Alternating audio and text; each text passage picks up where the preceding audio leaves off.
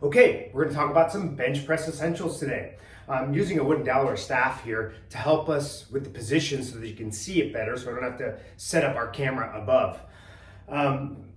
First, anatomically, we're always talking about 1.5 times the width of the shoulder. So you can kind of see there, that's what I'm looking for. For the most part on the bench press, my guys and gals will look for the power ring for reference or from the inside knurling.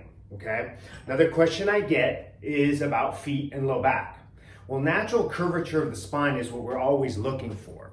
So if you watch me lay down under the bench press, you'll be able to see that my feet are firmly planted on the ground and I have natural curvature of the spine.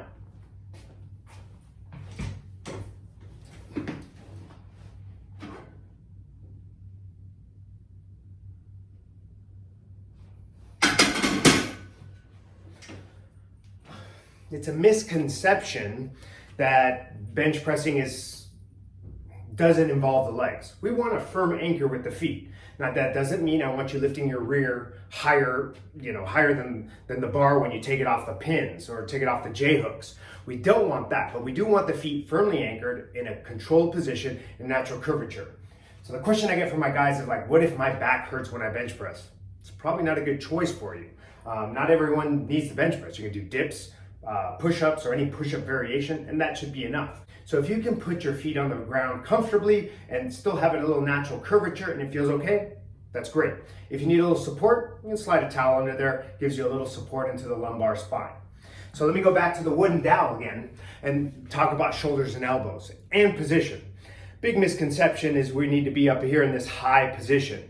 Now, it looks and feels good. We're going to get a ton of activity through the chest if we do that, but most people are going to get an overactivity of the rotator cuff. So I never teach that high traditional sort of bodybuilding strict pectoral bench press. What I like to teach is a more strength based or a powerlifting bench press where the bar is touching down right at the sternum, almost at the xiphoid below the nipple line.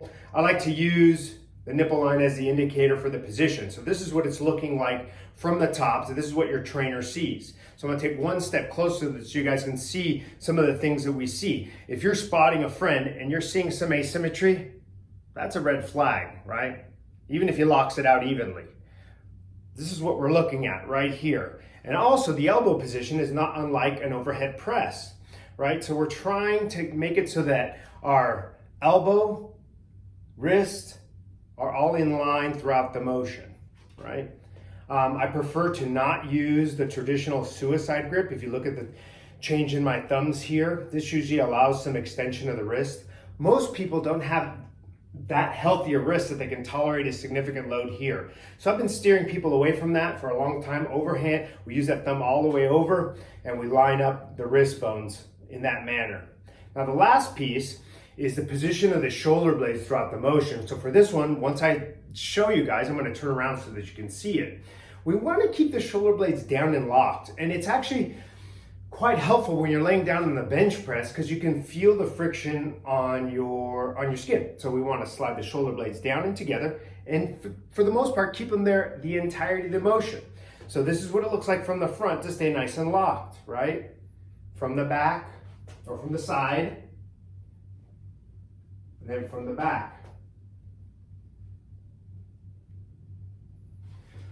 So those are some tips to help you bench press. If you have any questions about that, send me a message. Thanks, guys.